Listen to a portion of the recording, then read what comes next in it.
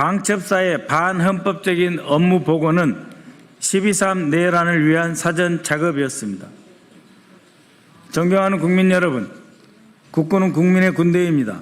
군 정보기관은 결코 정치의 도구가 되거나 오히려 군을 탄압하고 안보를 위협하는 주체가 돼서는 안 됩니다. 그러나 우리는 방첩사가 1980년대 전두환의 보안사로 회귀하였고 그 진상을 밝히는 충격적 현실을 맞이하고 있습니다. 어제 방첩사의 2022년도 보건 업무 12가지에 이어서 오늘은 여인령이 들어오면서 더욱 강화된 추가 보건 업무 22개에 대해 발표하겠습니다.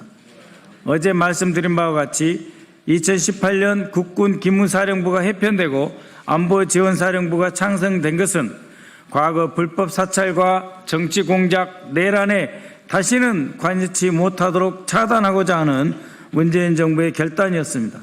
그러나 윤석열 정부가 들어서서 방첩사령부가 부대혁신 TF를 설치하고 47개의 폐지 업무 가운데 12개 업무를 부활했습니다.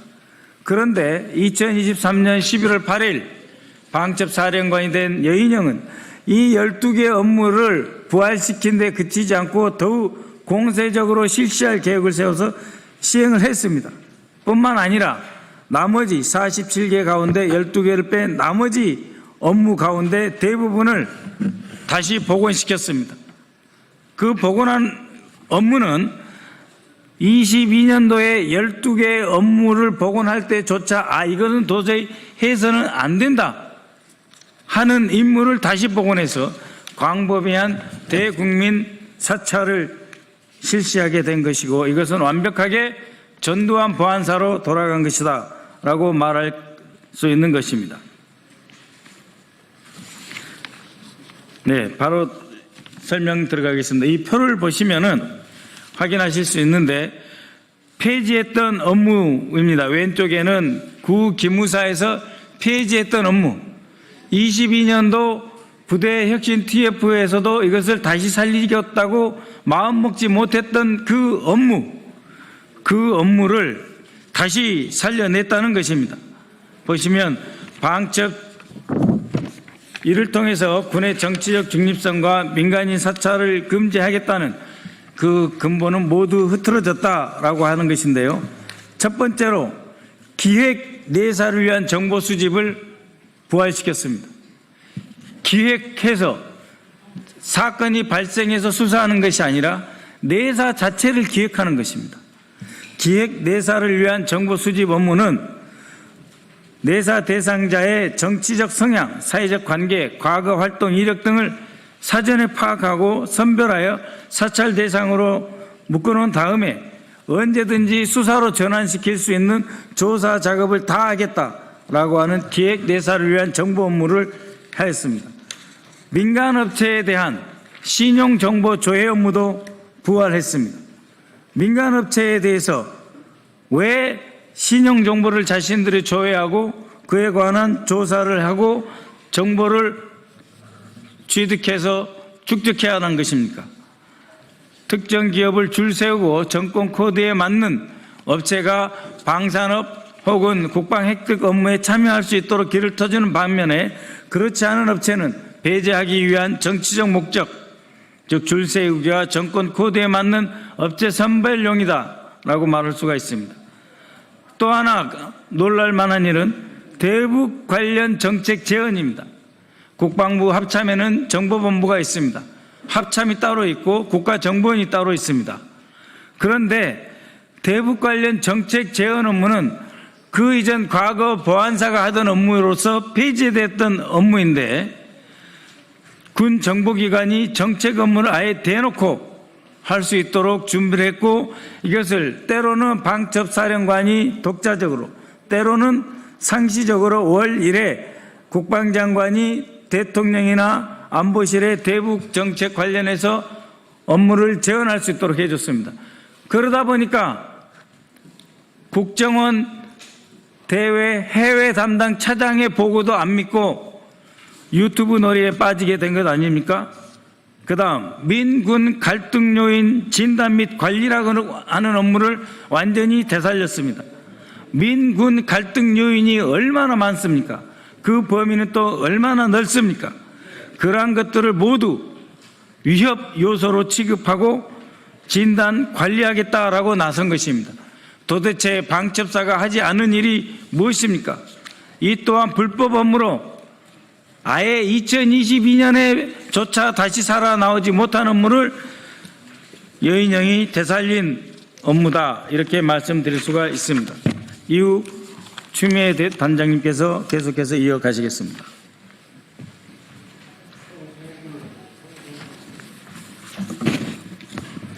그리고 군 내부 사찰 및 출신 지역 성향 분석입니다. 우리 국민은 출신지나 정치 성향을 이유로 차별받거나 감시당할 수 없는 것입니다. 더구나 군인은 출신 지역, 출신 학교, 학연, 정치 성향으로 분류돼 버린다면 군 조직 내부가 줄서기 군대로 변질될 것입니다. 파벌 형성, 사조직 운영, 정치 권력과의 결탁으로 이어질 것이 뻔합니다. 정보기관이 인사에 주도적으로 개입하게 되면은 별도의 감시체계가 가동이 되면서 보고라인을 우회하게 되고 정상적인 지휘체계마저 무력화될 것입니다. 결국 지휘관이 아닌 정보기관이 부대를 통제하는 기형적인 구조로 변하게 됩니다. 그럼에도 불구하고 방첩사가 소위 세평 등에 그쳐야 할 보조적 참고 기능을 넘어서서 특정 인사를 배제하는 명단을 임의로 작성하고 진급을 검토하고 인사에 적극적으로 개입하면서 영향력을 행사해 왔던 것입니다. 장성급 이후 반향 수집 처리는 장성 인사에 본격적으로 개입한 것입니다. 이 업무는 장성급 장교가 보직 해임되거나 전역한 이후에 그 장교에 대해서 내부 여론이나 언론 반응, 정치적, 사회적 활동을 수집, 관리하는 행위입니다. 군 내부에서 성향을 검증하고 줄 세우기를 조장하게 될 우려가 있는 것입니다. 영관급 장교 대상 신원 조사 역시 장성급 진급자에 대해 세평 수집 등의 임무를 영관급 장교까지 확대하겠다 하는 것입니다. 더욱이 심각한 것은 감찰실 산하 신원보안과가 담당하고 있는 방첩 취약 인물의 영내 출입 확인 업무라는 것입니다. 이 업무는 표면상 부대 출입자 통제 업무를 수행하는 부서로 위장되어 있습니다만 실제로는 군 장병과 민간인에 대한 신상 정보를 불법적으로 수집하고 조난하는 기능을 수행했다 하는 것입니다. 아니 누가 도대체 방첩사에 인원을 빼고 누가 얼마나 출입하겠습니까? 방첩사 취약인물 영내 출입 확인 업무는 업무 수행을 위해서는 방첩에 취약한 인물이 누구인지를 식별하고 기록을 유지해야 할 수밖에 없는 것입니다. 군 장병과 민간인에 대한 신상 정보를 불법적으로 수집하고 심지어 방첩사 내부 인원에게조차 사상검증과 내부자 성향 식별 작업이 진행될 수밖에 없을 것입니다. 이 업무는 2018년 기무사 해편 당시 개인정보보호법 위반, 불법 사찰 우려로 폐지 대상이었습니다. 그러나 육사라인인 박아무개 대령, 이 아무개 중령 등이 형식적으로만 하는 것이라는 논리로 설득하고 맹아무개 대령이 무단으로 되살려서 방첩사 내부 인원조차 정치적 목적에 따라 성향을 분류하고 통제하는 기능으로 되살아난 것입니다. 다음 시민사회단체 예비역단체 사찰 업무 역시 아주 노골적으로 시민단체와 노조, 예비역단체 등을 대상으로 비군사적인 일상 동향을 수집하고 성향을 분류하고 활동을 감시하는 불법적 정보 수집 활동을 진행했습니다. 다음 반미단체 및 한인노조 활동 실태 파악 업무에 관한 위험성입니다. 방첩사가 수행해서는 안 될 민간인 사찰에 해당하는 불법 행위입니다. 헌법이 보장한 표현의 자유, 결사의 자유, 노동권을 정면으로 침해하는 민간인 사찰 행위인 것입니다.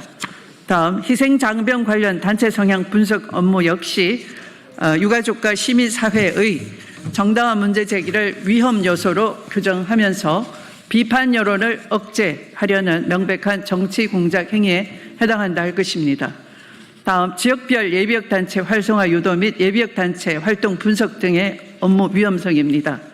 정권 친화적인 단체를 선별해서 지원함으로써 정치적 목적에 부합하는 여론을 형성하고 선거에 개입하는 시도로 해석될 수밖에 없습니다.